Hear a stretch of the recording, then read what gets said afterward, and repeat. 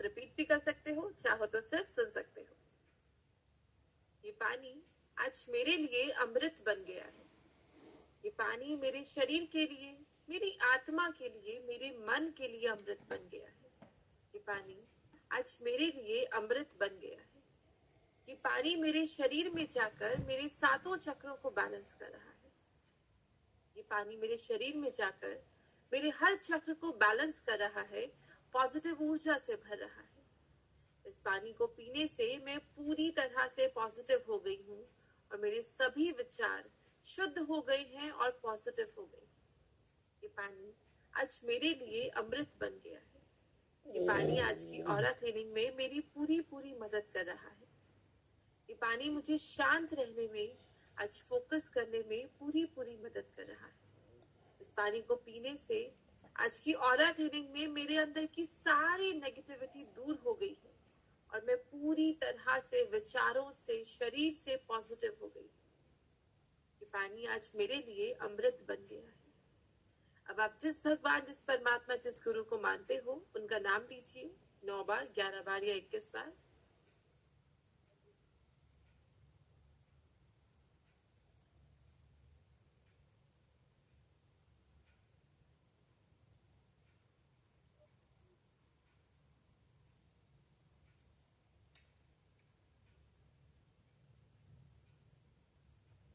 अपने पानी पर सिंबल्स बनाएंगे।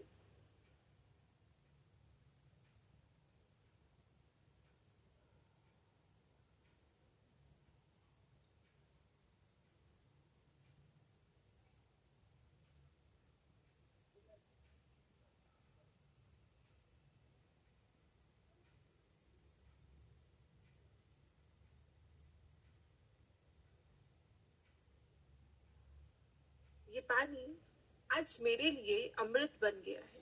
इस पानी को पीने से मैं पूरी तरह से खुश हूँ, स्वस्थ हूँ और संतुष्ट हूँ।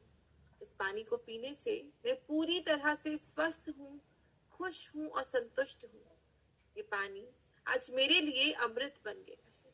Thank you, thank you, thank you. थोड़ा सा पानी पी लीजिए। तो ग्लास को साइड में रख देंगे। कंफर्टेबली जहां बैठना चाहते हो, सोफा, बेड, चेयर, जहां भी कंफर्टेबल हो वहां पर आराम से बैठ जाइए। चेयर पे भी बैठ सकते हो, बेड पर भी बैठ सकते हो, कोई रिस्ट्रिक्शन नहीं है। Make yourself comfortable. Earphone, headphone कुछ लगाना चाहते हो लगा लीजिए। कोशिश कीजिए आने वाला आधा घंटा कोई आपको डिस्टर्ब ना करे। और अब अपनी आंखों को बंद कर लेंगे और क्लीनिंग को स्टार्ट करते हैं। अपना पूरा ध्यान अपनी सांसों की ओर केंद्रित कीजिए और आज की ऑरा क्लीनिंग को हम चालू करेंगे। अपना पूरा ध्यान, पूरा फोकस आने वाली सांसों पे। जो सांस आ रही है उसको आने दीजिए और जो सांस जा रही है उसको जाने दीजिए। आने वाली प्रत्येक सांस आपके जीवन में परम सुख, समाधान, आरोग्य, ऐश्वर्य और दीर्घायु की प्राप्ति करती है। और जाने वाली प्रत्येक सांस आपके शरीर, मन, सात चक्र और ऑरा में से सभी प्रकार की नकारात्मक ऊर्जा हमेशा के लिए बाहर निकाल रही है, रिमूव कर रही है, नष्ट कर रही है। आज आप और मैं दोनों मिलके जीवन की सभी प्रकार की नेगेटिव एनर्जी को दूर करने वाले हैं। आपकी जितनी भी पुरानी यादें हैं, जितने भी पुराने दुख के पल है, तकलीफ है, वेदनाएं हैं, उन सबको दूर करेंगे। और उसके साथ आज तक की आपकी जितनी भी अच्छी यादें हैं, जितनी भी अच्छी बातें हैं, उन सबको आपके मन के कोने में इकट्ठा करना है, स्टोर करके रखना है। चलो एक सुंदर सफर की शुरुआत करते हैं। चलिए एक बहुत सुंदर से सफर की शुरुआत करते हैं। जीवन को पॉजिटिव और संपूर्ण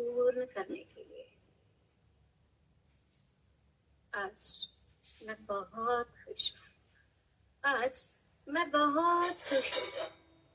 आज से पहले मेरे पास सबके लिए समय था। बच्चों के लिए, परिवार के लिए, पति के लिए, माँ बाप के लिए, सबके लिए मेरे पास समय था। पर क्या कभी मैंने खुद के लिए समय निकाला? क्या कभी मैंने खुद के लिए जीना स्वीकार किया? नहीं ना। आज मुझे पता चला कि अगर मैं खुश हूँ, मैं स्वस्थ हूँ, मैं आनंदित हूँ, तो मेरा पूरा परिवार स्वस्थ है। अगर मैं ही दुखी हूँ, मैं ही रो रही हूँ, मैं ही तकलीफ में हूँ, तो मैं किसी और को क्या अच्छी चीज दे पाऊँ? नहीं दे पाऊंगी ना। आज मुझे ये बात पता चली है। और अपनी अच्छाई को जानने के लिए, अपनी सारी अच्छाई को जानने के लिए मैं आज एक छोटा सा पास्ट लाइफ मेडिटेशन कर रही हूँ। चलिए एक सुंदर सफर की शुरुआत करें। आज मैं बहुत खुश हूँ। आज मैं बहुत खुश हूँ। आज मैंने अपनी मनपसंद की रेड कलर की बहुत सुंदर सी साड़ी पहनी है। आज मैंने अपना मनपसंद रेड कलर का बहुत सुंदर सा कुर्ता पहना है, क्योंकि मुझे आज पता चला है कि जीवन में अगर कुछ करना है तो खुद को खुश रखना सबसे ज्यादा जरूरी है। आज मैं खुद को स्वस्थ रखने के लिए, खुद को खुश रखने के लिए आज मेरे मनपसंद श्रृंगार किया है, अपनी मनपसंद साड़ी पहनी है, अपने मनपसंद श्रृंगार किया है और खुश होते हुए, नाचते कूदते हुए मैं अपने कमरे से बाहर निकलने लगी। जैसे ही मैं अपने कमरे से बाहर निकलने लगी, एक बहुत सुंदर सा रेड कलर का कारपेट वहां पे बिछा हुआ था। मैं और ज्यादा खुश हो गई। हंसते मुस्कुराते हुए उस कारपेट पे चढ़ते हुए धीरे धीरे मैं अपने घर के मेन गेट पे पहुंची। हंसते मुस्कुराते हुए, खुश होते हुए मैं अपने मुख्य द्वार पे पहुंची। जैसे ही मैंने दरवाजा खोला, जैसे ही मैंने अपने घर का मुख्य द्वार खोला, एक बहुत सुंदर सी रेड कलर की BMW कार मेरे लिए बाहर खड़ी थी। एक बहुत सुंदर सी रेड कलर की BMW कार मेरा इंतजार कर रही थी। मैं और खुश होते हुए धीरे धीरे मैं आगे बढ़ने लगी। जैसे ही मैं कार के पास पहुंची, मेरे लिए दरवाजा खोला गया और मैं खुश होते हुए उस कार में बैठ गई। जैसे ही मैं कार में बैठी, मेरे मनपसंद गाने चल रहे थे। मेरी मनपसंद खुशबू पूरी कार में फैली हुई थी। उस खुशबू का आनंद लेते हुए, उस गानों का आनंद लेते हुए मेरा सफर और अच्छा होने लगा। और मैं मेरी गाड़ी एक बहुत बड़े बंगले के पास, एक बहुत बड़े महल के पास आके रुकी। इतना सुंदर महल, मेरे सपनों का महल, वो देखते ही जैसे ही मेरी नजर उस महल पे पड़ी, इतना सुंदर डेकोरेशन वहां पे किया हुआ था, फूलों से, लाइट से, हर तरह से इतना सुंदर वो महल दिख रहा था। मैं महल से मेरी नजर ही नहीं हट रही थी तब तक मेरे कार का दरवाजा खोला गया। जैसे ही मैं नीचे उतरने लगी, हजारों की भीड़ मेरी तरफ बढ़ रही थी। जैसे ही मैं कार से निकलने लगी, बहुत सारे लोग मेरी तरफ आने लगे। कोई मुझे फूल दे रहा है, कोई मुझे गुलदस्ता दे रहा है, कोई मुझे माला पहना रहा है, कोई मेरा अभिवादन कर रहा है, कोई मुझसे गले मिल रहा है, कोई मुझे फूल दे रहा है, कोई मुझे माला पहना रहा है, कोई मुझे गुलदस्ता दे रहा है, कोई मेरे गले मिल रहा है, कोई मुझे अभिवादन कर रहा है। सबका अभिवादन स्वीकार करते हुए, हंसते मुस्कुराते हुए धीरे धीरे मैं महल की तरफ बढ़ी। सबका अभिवादन स्वीकार करते हुए, हंसते मुस्कुराते हुए मैं उस महल की तरफ बढ़ी। जैसे ही मैंने महल में प्रवेश किया, एक बहुत सुंदर सा रत्न जड़ित सोने का सिंहासन वहां पे रखा हुआ था। एक बहुत सुंदर रत्न जड़ित सोने का सिंहासन वहां पे रखा हुआ था। मैं हंसते मुस्कुराते हुए उस सिंहासन पे जाके बैठ गई। मैं हंसते मुस्कुराते हुए उस सिंहासन पे जाके बैठ गई। और अब उस सिंहासन से मेरा दिव्य सफर चालू हो रहा है। अब उस सिंहासन पे बैठते ही मेरा दिव्य सफर की शुरुआत हो रही है। आज तक मैंने जीवन में कितनी ही सांसें ली है और कितनी ही सांसों को छोड़ा। आज तक मैंने जीवन में कितनी ही सांसों को लिया है और कितनी ही सांसों को छोड़ा है। और आज वर्तमान में इस सांस के साथ ही अपना जीवन बन रहा है। और वर्तमान में इस सांस के साथ ही तो मेरा जीवन चल रहा है। अभी से अपने को पीछे 24 घंटे के बारे में याद करना है। अभी से आपको अपने पिछले 24 घंटे के बारे में याद करना है। पिछले 24 घंटे में जो भी आपने जीवन जिया है, पिछले 24 घंटे में जो भी आपने जीवन में जगा है, आपको याद करना है वो आनंद के पल और सबको अपने मन में इकट्ठा करके रखना है। 24 घंटे में जो भी आपके आनंद के पल थे उन सबको इकट्ठा करके रखना। 24 घंटे में आपको दुख भी मिला होगा। जिस इंसान से आपको दुख दिया है, जिस इंसान से आपको दुख मिला है, उन सबको माफ करना है और सबसे माफी मांगना है। अगर जाने में या अनजाने, अगर जाने में या अनजाने में आपने किसी को दुख दिया है, आप किसी के दुख का कारण बने हैं, तो आप भी और सबसे माफी मांग रहे हैं और सबको माफ कर रहे हैं। हम सब इस यूनिवर्स से कनेक्ट है ना। हम सब इस यूनिवर्स के बच्चे हैं ना। आपने सच्चे दिल से अगर माफी मांगी है तो वो सब आपको माफ कर रहे हैं। आप भी उन सबको माफ कर दिया है। जितनी आसानी से आपने सबको माफ किया, जितनी आसानी से आप अपने आप को माफ करते हो, उतनी ही सरलता से आप सबको माफ कर रहे हो, सबसे माफी मांग रहे हो। अब आपको अपने 1 महीने पीछे जाना है। अब आपको अपने 1 महीने पीछे जाना है। 1 महीने में आपने कितनी ही सांसें ली है और कितनी ही सांसों को छोड़ा है। 1 महीने में आपने कितनी ही सांसें ली है और कितनी ही सांसों को छोड़ा है। आपके सामने जो भी अच्छी परिस्थिति थी, अच्छी घटनाएं थी, उनको मन के किसी कोने में स्टोर करके रखना है, इकट्ठा करके रखना है।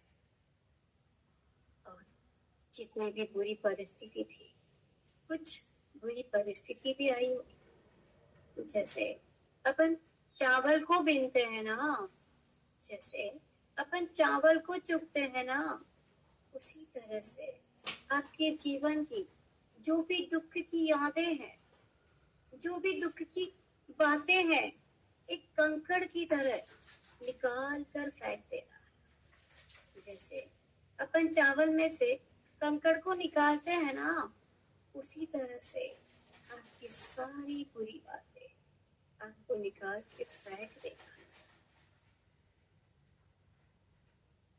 जिनको आपने दुख दिया है या जिन्होंने आपको दुख दिया है, उनसे भी माफी मांगो। मुझे मालूम है कठिन है माफी मांगना, मैं जानती हूँ कठिन है माफी मांगना, पर करना है ना, माफ करना है ना, क्योंकि अपने को एक नए सफर की शुरुआत करनी है ना, क्योंकि आपको एक सुंदर जीवन की शुरुआत करनी है ना। जब तक हम पुरानी खराब गंदी यादों को भूलेंगे नहीं, जब तक हम पुरानी खराब गंदी बातों को भूलेंगे नहीं, तब तक हम पॉजिटिव एनर्जी को कैसे स्वीकार करेंगे? नहीं कर पाएंगे ना।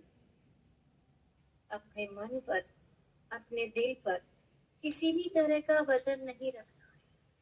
अपने दिल पर, अपने मन पर किसी भी तरह का बोझ नहीं रखना है। सबको माफ करना है, सबसे माफी मांगनी है। माफ करते समय अगर कोई दुखद घटना याद आ रही, माफ करते समय यदि कोई दुखद घटना आपको याद आ रही है और आपकी आंखों से पानी आ रहा है, आपकी आंखों से झरझर पानी बह रहा है, पहले तो रुकना नहीं है, आने दो। अपने मन का बोझ हल्का होने दो। किसी भी परिस्थिति में रोकना नहीं है। किसी की शक्ल याद आ रही है, किसी पे गुस्सा आ रहा है, तो भी सबको माफ करना है, सबसे माफी मांगनी है। मैं तुम्हें अपने दिल से, अपने मन से, अपने विचार से माफ करती हूँ, माफ करती हूँ, माफ करती हूँ, क्योंकि आपको एक नई शुरुआत करना है ना, क्योंकि आपको एक नया जीवन जीना है ना।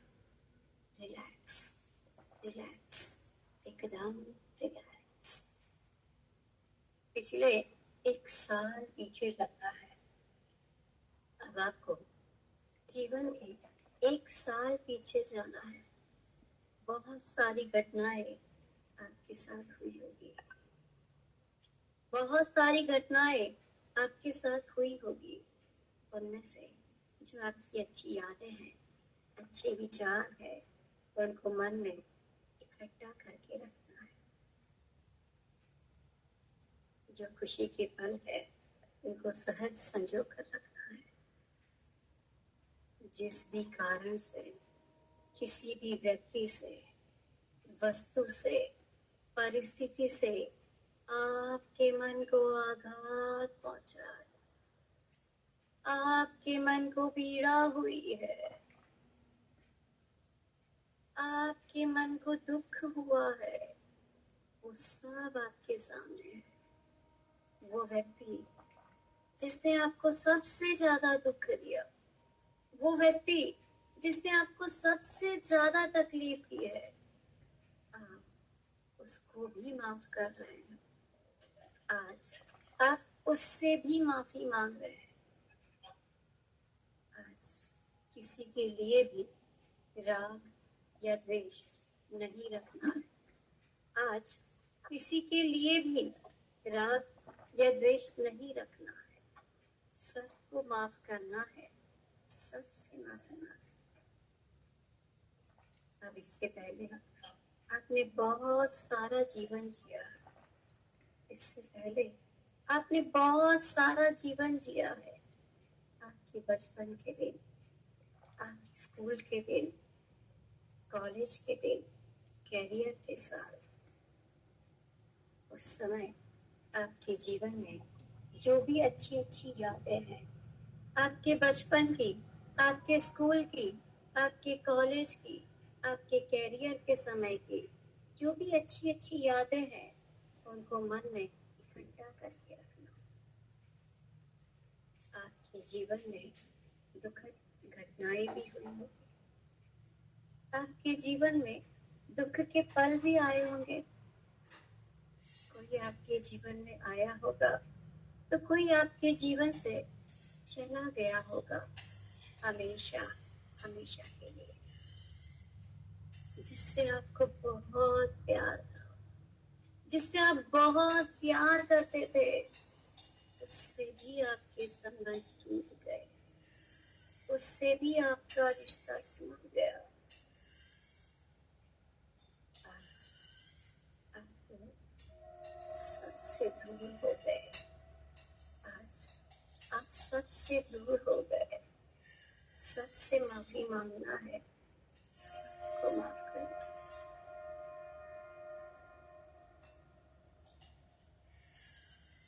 आपने आपके जीवन के बहुत सारे पल जिए हैं। मन एकदम हल्का और खुश हो रहा है। मन एकदम हल्का और खुश हो रहा है क्योंकि मन में सिर्फ अच्छी अच्छी और अच्छी यादें हैं। अभी भी देखो, कोई मन में किसी भी तरह का दुख है, कोई भी विकार है, पीड़ाएं हैं, उसके लिए जो भी जवाबदार है उसको भी माफ कर दो। कोई व्यक्ति जिसने आपको सबसे ज्यादा दुख दिया है, किसी कारण से आपको बार बार हार मिली, आपकी गलती ना होने पर भी आपको आपकी गलती का एहसास कराया गया, आपसे माफी मांगने के लिए आपको मजबूर किया गया, आपकी गलती ना होते हुए भी बार बार आपको आपकी की गलती का एहसास कराया गया। उन सबको माफ करना है, सबसे माफी मांगो, सबको अपने दिल से, अपने मन से माफ करना है। एक भी निगेटिव याद, एक भी निगेटिव बात अपने मन में नहीं रखनी है। हर परिस्थिति को, हर घटना को, प्रत्येक व्यक्ति को माफ कर देना है, सबसे क्षमा मांग लेना है, सबको माफ कर देना है। जिस दिन आप इस पृथ्वी पर आए, जिस दिन आप इस पृथ्वी पे आए थे, यानी आपने जन्म लिया था, यानी कि आपका जन्मदिन। देखो, आपके जन्म से कितने लोग खुश थे। देखो, आपके जन्म से आपके माता पिता कितने खुश थे। उस ईश्वर ने आपको एक सुंदर जीवन दिया जीने के लिए। उस परमात्मा ने आपको एक सुंदर जीवन दिया था जीने के लिए। देखो, आपने इस पे क्या क्या लिख दिया है। Anxiety, fear, stress, depression, negativity, कितनी सारी चीजें आपने इस पे लिख दी है। आपको एक कोरा कागज दिया जा रहा है, आपके हाथों में आपके ईश्वर एक बहुत सुंदर सा कोरा कागज आपको दे रहा है। आपको अपने जीवन की नई शुरुआत करनी है, नए तरीके से जीना है, और इस कागज पे आप अपना नया जीवन लिखने वाले हैं, हर आनंद के पल को लिखने वाले हैं। और एक प्यारी सी हंसी, एक प्यारी सी हंसी जो एक छोटे बच्चे की होती है ना, जो आनंद एक छोटे बच्चे का होता है, आप वही आनंद अपने जीवन में लाना। इस कागज को पकड़ के रखना है, छोड़ना नहीं है। एक बहुत सुंदर सी पॉजिटिविटी से आपको जीवन को अच्छा करने के लिए एक सुनहरा कागज आपको दिया जा रहा है। इसको छोड़ना नहीं है, नई शुरुआत करनी है। उस महल से, उस सिंहासन से आप खुश होकर उठ रहे हैं। उस महल से, उस सिंहासन से आप खुश होके उठ रहे हैं, प्रसन्न होके उठ रहे हैं। उस पूरा कागज को लेके खुश होते हुए धीरे धीरे उस महल से बाहर आ रहे हैं। उस महल से जैसे ही आप बाहर आए, आपकी रेड कलर की BMW कार आपके लिए वहां पे खड़ी है। आप उस कार में आके बैठ गए और बस आप जहाँ बैठे हैं वहां पे आपकी कार से आप उतर गए हैं। अब आपको एक नई शुरुआत करनी है। I am the creator of my life. I am the creator of my life. I am the creator of my life. मैं ही मेरे जीवन की निर्माता हूँ। मैं ही मेरे जीवन की निर्माता हूँ। मैं ही रचनाकार, मैं ही निर्माता हूँ, मैं ही रचनाकार हूँ। मैं स्वस्थ हूँ, खुश हूँ और आनंदित हूँ। मैं स्वस्थ हूँ, मस्त हूँ और जबरदस्त हूँ। मैं दिव्य ऊर्जा का अंश हूँ। मैं उस परमात्मा का अंश हूँ। रिलैक्स, रिलैक्स, रिलैक्स, एकदम रिलैक्स। एक लंबी गहरी सांस लेंगे, धीरे से छोड़ेंगे। एक और लंबी गहरी सांस लेके ओम का उच्चारण करेंगे। सांस ले, ओम।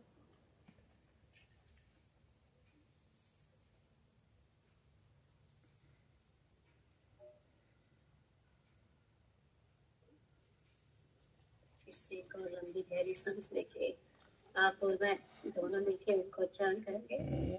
सांस ले, ओम।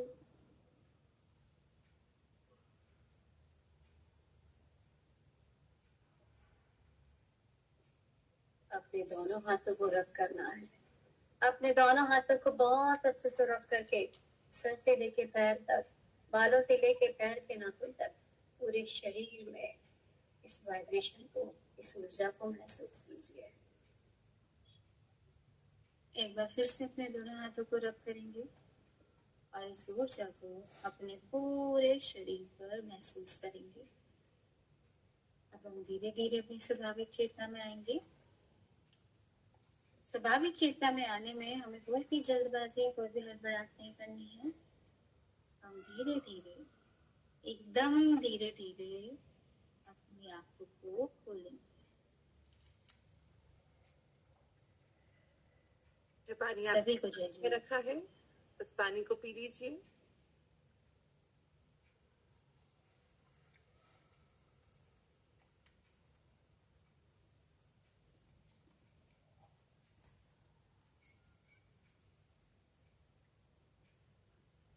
आई होप आप लोगों को अच्छा महसूस हो रहा होगा, बेटर फील हो रहा होगा और क्लीनिंग करके।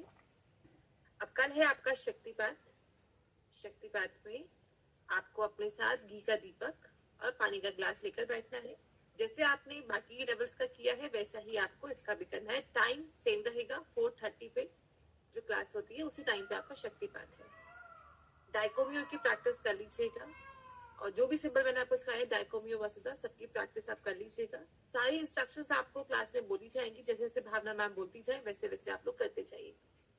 जिनका शक्तिपात हो चुका है उन्हें रिपीट करने की जरूरत नहीं है। जिनका पहली बार है वही शक्तिपात कर लेंगे। कल क्लास नहीं होगी, मैं आपको मिलूंगी सैटरडे को। कल के बाद सैटरडे को मेरी आपके साथ मास्टर लेवल की लास्ट क्लास होगी, क्योंकि आपका जो नेक्स्ट कमिंग वीक रहेगा वो फिर करवाएंगी या तो अदिति मैम या सीमा मैम। तो मेरे साथ आपकी मास्टर लेवल की लास्ट क्लास सैटरडे को रहेगी, मतलब परसों। तो उस दिन हम मास्टर लेवल की साधना सीखेंगे और साथ में एक टॉपिक, कोई जो टॉपिक रिमेनिंग रह गया होगा उसको कवर कर लेंगे। तो ये आपका शेड्यूल है इस वीक का।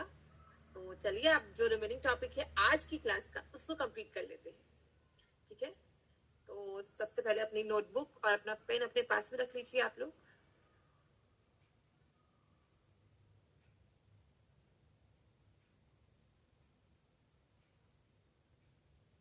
आज का टॉपिक है टेलीपैथी। टॉपिक का नाम है टेलीपैथी।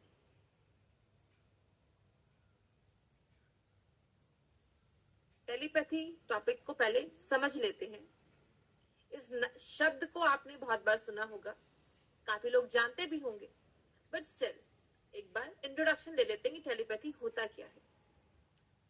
इसको एग्जाम्पल के हिसाब से समझेंगे तो मान लीजिए आपका पिज्जा खाने का बहुत मन कर रहा है, बहुत क्रेविंग हो रही है पिज्जा की, सुबह से सोच रहे हो पिज्जा मिल जाए पिज्जा मिल जाए, लेकिन ना तो ऑर्डर करने का टाइम है ना ही किसी को कहने का टाइम है, बस मन में सोच रहे हो पिज्जा मिल जाए, बहुत ही मन कर रहा है। यहाँ तक कि भगवान को भी कह दिया, भगवान आज तो पिज्जा खिला दो, बहुत मुंह में पानी आ रहा है। और तभी कोई आए और उसके हाथ में पिज्जा का बॉक्स हो और बोले बस आज मेरा मन कर रहा था तुम्हें खिलाने का तो मैं ले आया अपने साथ। तो ये हो जाएगा टेलीपैथी, कि आपने कोई चीज इतनी ज्यादा सोची कि वो चीज आपको रियलिटी में मिल भी गई। ये शक्ति है आपके विचारों की। आप जितनी शिद्दत से, वो कहते हैं ना, किसी चीज को शिद्दत से चाहो तो पूरा यूनिवर्स आपको उससे मिलवाने में लग जाता है। वो शिद्दत, आपके विचारों की वो एनर्जी, वही आपको टेलीपैथी में इस्तेमाल में आती है, वही आपका विचार सामने वाले तक पहुंचाती है। तो टेलीपैथी मतलब अपने विचारों को, अपने विचार की शक्ति से सामने वाले तक पहुंचाना। लेकिन ना तो कुछ बोलना है, ना ही कोई मैसेज करना है, कोई कम्युनिकेशन नहीं है, ना मुंह से ना हाथ से। सिर्फ विचार जो यहाँ होते हैं, विचार विचार ही सामने वाले के विचारों तक जाएंगे। आपका आज्ञा चक्र सामने वाले के आज्ञा चक्र से कम्युनिकेट करेगा और उसको आपकी बात पता चल जाएगी। इसे कहते हैं टेलीपैथी, मतलब brain to brain communication. Simple शब्दों में दिमाग की दिमाग से बातचीत, without any words, without any message. कुछ नहीं करना आपको, बस सोचना है, इंटेंशन रखनी है। टेलीपैथी में सबसे ज्यादा इंपॉर्टेंट, सबसे ज्यादा किसी भी क्रिया, सिंबल, प्रोसेस, उससे भी ज्यादा जरूरी है आपकी इंटेंशन। अगर आपकी इंटेंशन 200% है तो काम डेफिनेटली होगा। लेकिन अगर आप सोचोगे अरे मैं बोल तो रही हूँ, पता नहीं सामने वाले को सुन भी रहा है या नहीं, पता नहीं उसको मेरी बात समझ में आएगी भी या नहीं, पता नहीं होगा भी या नहीं, पर चलो कर देती हूँ, मैम ने कहा है टेलीपैथी काम करती है तो चलो कर देती हूँ, मैम की बात मान लेती हूँ, पर पता नहीं, मन नहीं, समझ नहीं आ रहा होगा या नहीं। तो ऐसे केस में मैम ही कह रही हैं कि नहीं होगा, मैं बता रही हूँ टेलीपैथी, और मैं ही कहूंगी कि नहीं होगा। क्योंकि टेलीपैथी में most important is your intention, is your thought behind anything. Process, symbols, हर चीज सेकेंडरी। सबसे पहले आपका विश्वास, आपकी एनर्जी, आपके इंटेंशन। तो जब भी कभी किसी को टेलीपैथी दो, अपने अंदर विश्वास रखो कि ये काम करती है और कर रही है। तो लिख लीजिए, intention is most important here. आपकी खुद की भावना बहुत जरूरी है। और टेलीपैथी है क्या? आपके ब्रेन का सामने वाले के ब्रेन से communication. Brain to brain communication is telepathy. तो मतलब समझ में आ गया टेलीपैथी का मतलब क्या है? इसमें तो कंफ्यूजन नहीं होगा कि क्या करना है। अब ये आता है कि टेलीपैथी करी कब जाती है। क्या हर बात के लिए टेलीपैथी कर दें?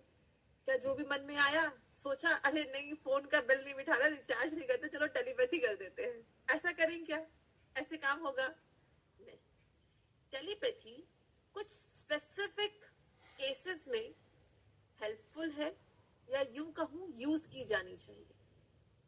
कुछ स्पेसिफिक केसेस हैं 3-4, तो आप लिख लीजिए आपको, ताकि याद रहे कि किस केस में आपको टेलीपैथी यूज करनी है। सबसे पहला लिखिए, to develop love and respect in relationships.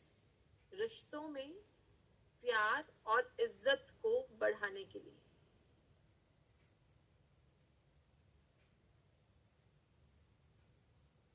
अब बुक्स तो कहती हैं कि जो आपका हस्बैंड वाइफ का, मतलब स्पाउस के साथ जो रिलेशन है, उसमें प्यार और इज्जत को बढ़ाने के लिए। पर मैं ये कहती हूँ, सिर्फ हस्बैंड वाइफ का नहीं, कोई भी रिश्ता हो, अगर आप एक माँ हैं और अपने बच्चा, आपका बच्चा जो है वो किसी वजह से मान लीजिए बात नहीं सुन रहा है, कोई भी रीजन हो सकता है, कैन बी एनी रीजन, तो आप उस बच्चे को भी टेलीपैथी दे सकते हो ताकि वो आपकी बात सुने और आपका रिश्ता आपस में बहुत ज्यादा स्ट्रांग हो सके। अगर आपका कोई रिश्ता है जो आपस में बात नहीं हो पाती, कई बार होता है ना, इंसान कम्युनिकेट करना बंद कर देता है, तो आपको लगता है कुछ ब्लॉक हो रहा है, ये बात क्यों नहीं कर रहे हैं सामने वाले इंसान। तो ऐसे में किसी भी रिश्ते में, भाई हो, बहन हो, बेटी हो, बेटा हो, कोई भी हो, आप टेलीपैथी कर सकते हैं। तो मैंने लिखवाया किसी भी रिश्ते में प्यार और इज्जत को बढ़ाने के लिए। दूसरा लिखिए, to remove addiction of anything, किसी भी चीज की लत को छुड़वाने के लिए टेलीपैथी का इस्तेमाल किया जा सकता है। किसी भी चीज की लत को छुड़वाने के लिए, एडिक्शन को रिमूव करने के लिए। एडिक्शन किस चीज की? किसी भी चीज की। लोगों में स्मोकिंग, अल्कोहल, मोबाइल फोन की भी एडिक्शन होती है, कोई और किसी भी चीज की एडिक्शन है। अगर किसी को, मान लो किसी को बहुत ही ज्यादा टीवी देखने की एडिक्शन है कि टीवी छोड़ते ही नहीं है अगर इंसान, तो एक्सेसिव टीवी से क्या आपका दिमाग ही खराब हो रहा है, क्योंकि आप वही नेगेटिविटी अपने अंदर ले रहे हो। तो ऐसे केस में भी आप कर सकते हो टेलीपैथी। एनी एडिक्शन, एडिक्शन का मतलब आपको समझ में आना चाहिए। एडिक्शन मतलब कब, जब किसी चीज की एक्सेस हो रही है किसी के जीवन में और उस एक्सेस की वजह से उसको नुकसान पहुंच रहा है, तो आप टेलीपैथी कर सकते हो। नेक्स्ट केस लिखिए, अपने बच्चों में मोरल वैल्यूज, डिसिप्लिन, रूटीन डालने के लिए, to instil discipline, moral values and routine in your kids or your children.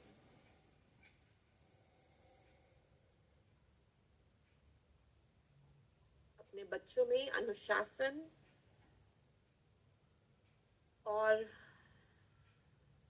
संस्कार डालने के लिए आप टेलीपैथी का इस्तेमाल कर सकते हैं।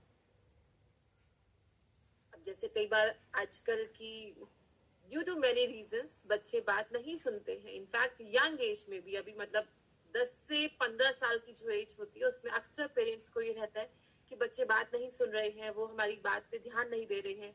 और मेन बात, मोबाइल की वजह से बहुत टाइम वेस्ट करते हैं बच्चे अपना, और उनका कसूर नहीं है, मोबाइल चीज ही ऐसी है। तो ऐसे केस में आप टेलीपैथी कर सकते हैं। बच्चा फोकस्ड नहीं है, आप टेलीपैथी कर सकते हो। बच्चा बात नहीं मानता तो टेलीपैथी कर सकते हो। कुछ बच्चे खाना नहीं खाते, मतलब they don't eat healthy food, junk ही मांगते हैं हर वक्त, तो ऐसे केस में भी आप टेलीपैथी कर सकते हो। लास्ट फोर्थ केस लिखिए, जब कोई बात मुंह से ना बोली जा सके तो टेलीपैथी कर सकते हैं। जब या तो आप नहीं बोल पा रहे हो या सामने वाला सुनने को तैयार नहीं है, तो आप टेलीपैथी कर सकते हैं। When things cannot be expressed in words, telepathy can help.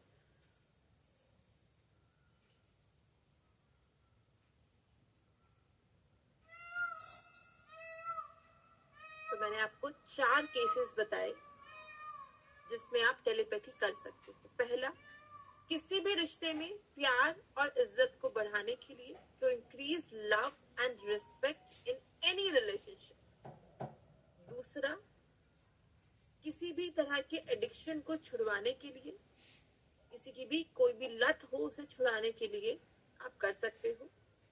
अब देखो, ऐसा मत करना कि कोई चाय बहुत पीता हो, चाय बनाने का आपका मन नहीं करता तो सोचो कि उसकी एडिक्शन छुड़वा दे। ये मत करना, अपना फायदा नहीं देख रहे, सामने वाले की वेलबींग देखनी है। ठीक है। नेक्स्ट मैंने बताया, अपने बच्चों में अच्छे संस्कार, रूटीन और डिसिप्लिन डालने के लिए आप टेलीपैथी कर सकते हो। और सबसे लास्ट बताया, जब भी कोई बात आप शब्दों में व्यक्त नहीं कर पा रहे हो, या तो आप नहीं कर पा रहे हो, सामने वाला नहीं सुन पा रहा, तो भी आप टेलीपैथी कर सकते हो। तो ये 4 केसेस हैं जहाँ पे आपको टेलीपैथी करके आपको हेल्प मिलेगी। अब नेक्स्ट लिखिए, इसके रूल्स क्या होते हैं। टेलीपैथी के रूल्स क्या होते हैं वो लिख लीजिए एक बार। रूल्स वैसे वही हैं जो रेकी के रूल्स होते हैं। 2 रूल्स हैं रेकी के जो मैंने आपको बताए हैं। एक है एनर्जी एक्सचेंज और दूसरा है परमिशन।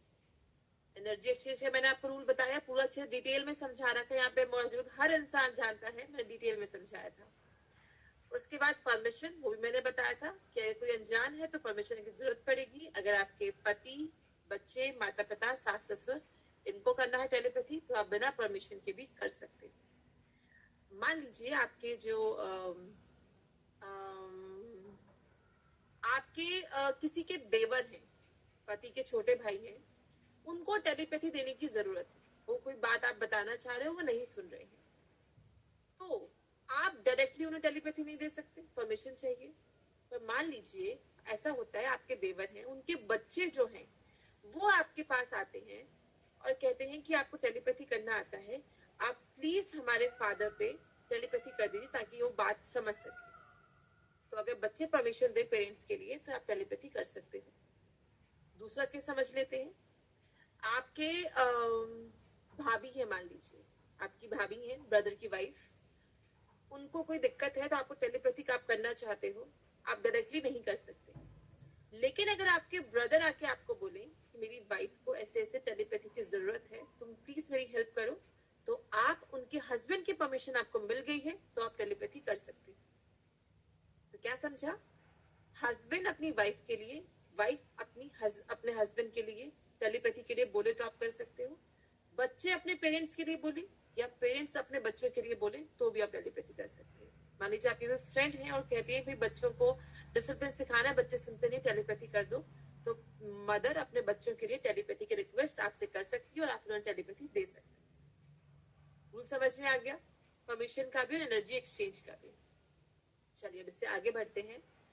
अब इसकी प्रोसेस लिखनी है हमको कि टेलीपैथी आपको देनी कैसे है। प्रोसेस ऑफ टेलीपैथी, टेलीपैथी देने की प्रक्रिया।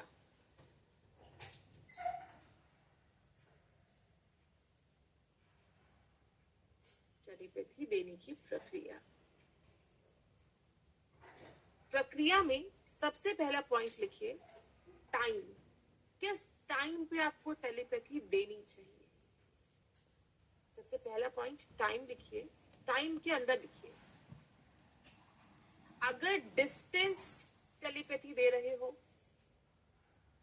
अगर डिस्टेंस टेलीपैथी दे रहे हो तो किसी भी समय दे सकते हो।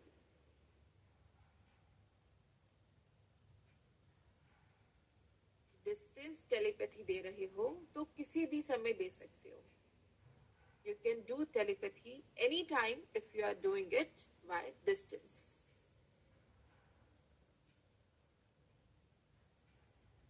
दूसरा पॉइंट लिखिए, अगर आप इन पर्सन टेलीपैथी दे रहे हो, मतलब वो इंसान आपके सामने है, पर्सनली आप किसी को टेलीपैथी दे रहे हो, तो उसके लिए 2 समय बेस्ट बताए गए हैं। पहला समय सुबह उठने से पहले का आधा घंटा। इसको मैं एक्सप्लेन करूंगी, पहले लिख लीजिए। अगर पर्सनली टेलीपैथी दे रहे हो तो सुबह उठने से पहले, मतलब उस इंसान के उठने से पहले का आधा घंटा, या फिर रात को सोने के तुरंत बाद का आधा घंटा। अगर पर्सनली दे रहे हो तो उस इंसान के उठने से पहले का, जस्ट उठने से पहले का आधा घंटा, और अगर रात को दे रहे हो तो सोने के जस्ट बाद का आधा घंटा। ये बेस्ट टाइम है टेलीपैथी देने के लिए। अब इसको एक बार समझ लेते हैं, इस टाइम का क्या मतलब है। जैसे मान लीजिए कोई इंसान सुबह 6 बजे उठता है, 6 o'clock उठने का टाइम है। अक्सर हमें पता होता है कि अगर हमारे हस्बैंड है या बच्चे हैं किस टाइम उठने वाले हैं, तो मान लीजिए 6 बजे उठते हैं, तो 5:30 to 6 का जो टाइम है, उस समय पे उस इंसान की नींद कच्ची होती है। हम कहते हैं ना कच्ची नींद है, मतलब आप हल्के हल्के अपने कॉन्शियसनेस में आने लगते हो पर अभी भी नींद में होते हो। तो you are half conscious half subconscious level पे। तो टेलीपैथी का समय ये बेस्ट होता है, उठने से जस्ट पहले का समय जो आधा घंटा है।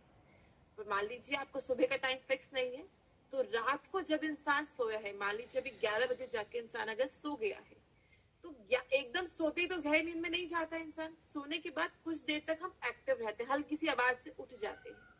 तो ऐसे में आप सोने के जस्ट बाद उन्हें टेलीपैथी दो, मतलब जो आधा घंटा है, 11 बजे सोया है तो 11:30 पौने 12 तक का जो समय है उसमें आप जब टेलीपैथी दोगे तो वो बेस्ट वर्क करेगी। अगर लेकिन लेकिन आप डिस्टेंस से दे रहे हो, क्वेश्चन से दे रहे हो, तो आप किसी भी समय दे सकते हो, फिर कोई फर्क नहीं पड़ता, क्योंकि इंसान आपके सामने तो नहीं है, आपके पास में तो नहीं है, तो किसी भी समय दे दीजिए। टाइम क्लियर हो गया सबको? टाइम की चीज समझनी बहुत जरूरी है। क्लियर है सबको? चलिए तो प्रोसेस फटाफट लिख लेते हैं आगे। सबसे पहला पॉइंट लिखिए, फर्स्ट स्टेप, सुरक्षा चक्र एनर्जी लॉक। सुरक्षा चक्र एनर्जी लॉक अपने ऊपर बनाना कंपल्सरी है। सेकेंड पॉइंट, अगर हीलिंग ब्रेसलेट अवेलेबल है तो पहन लीजिए। सेकेंड पॉइंट, अगर हीलिंग ब्रेसलेट अवेलेबल है तो पहन लीजिए। If you have healing bracelet, wear it.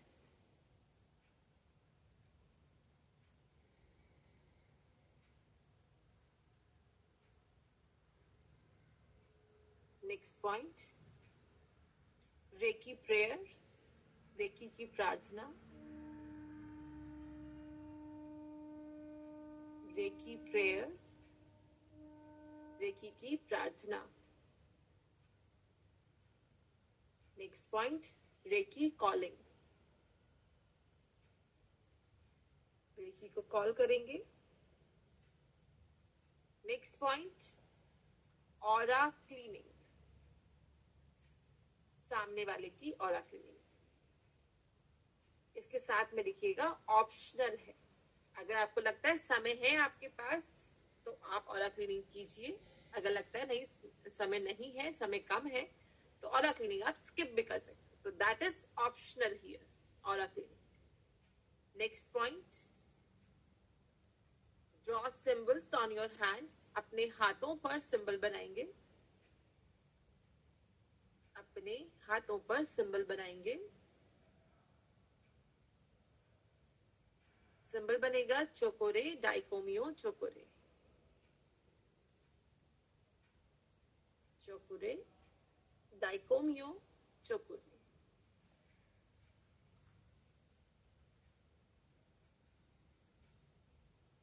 Next, rub your hands, अपने हाथों को रब करेंगे। Rub your hands.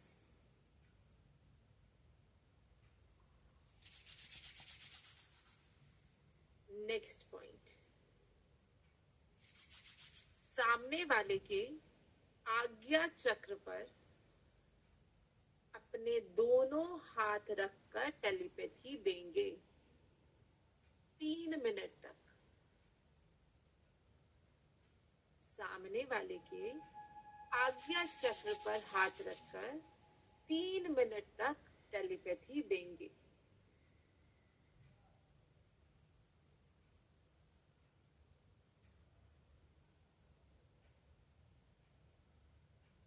इसमें करना क्या होता है, अब देखो, हमें ब्रेन टू ब्रेन कम्युनिकेट करना है, तो हमारे विचार हमारे पास है, सामने वाले के भी विचारों को ही हमें हील करना है या कम्युनिकेट करना है। विचार कहाँ होते हैं? आपके आज्ञा चक्र में।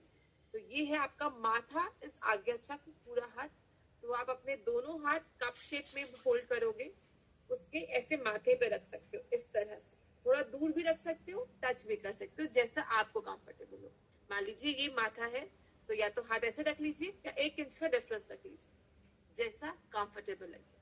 अगर आप पर्सनल दे रहे हो टेलीपैथी, तो आप टच करोगे तो हो सकता है नींद खुल जाए, इंसान ज्यादा कॉन्शियस हो जाए, तो आप 1 इंच का डिफरेंस रख के अपने हाथों को, इनफैक्ट एकदम पास जाने की भी जरूरत नहीं है, थोड़ा दूर रख के, मान लीजिए इंसान सो रहा है तो थोड़ा दूर रख के आगे चक्र के ऊपर से हाथ करके ऊपर से, वैसे भी आप टेलीपैथी दे सकते हैं।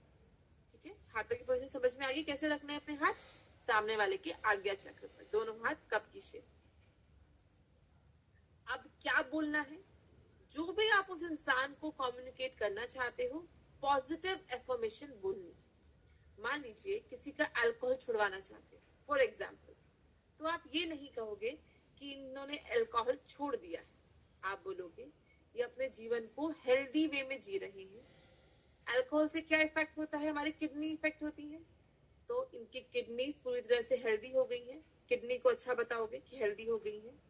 उसके अलावा अल्कोहल की जरूरत किस लिए पड़ती है? सोने के लिए। तो आप लिखोगे ये अपनी इनकी नींद बहुत अच्छी हो गई है, आराम से सो जाते हैं, टाइम पर सो रहे हैं। तो जो आपको चीज उस इंसान से चाहिए, जो आप कम्युनिकेट करना चाहते हो, पॉजिटिव एफर्मेशंस बोलनी। ठीक है, 3 मिनट तक, 3 मिनट 21 बार, that is as per your estimation, आप जैसे एस्टिमेट लगाओ उस चीज का। इसके बाद नेक्स्ट पॉइंट लिखिए, cut cut cut, delete delete delete, cut cut cut, delete delete delete.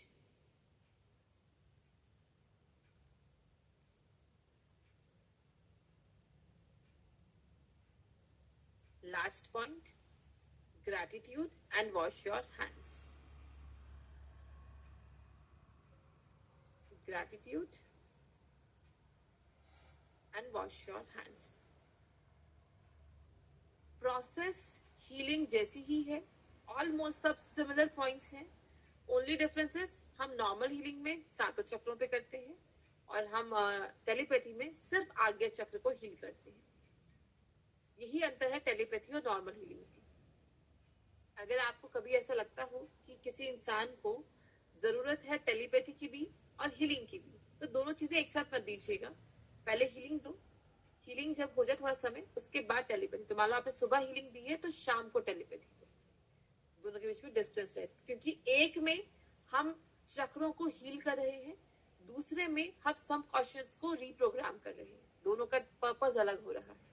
तो इसलिए सुबह अगर आप हीलिंग दे रहे हो तो टेलीपैथी शाम को, दोनों में गैप रखिएगा थोड़ा। तो इसके साथ टेलीपैथी का टॉपिक पूरा हो गया है।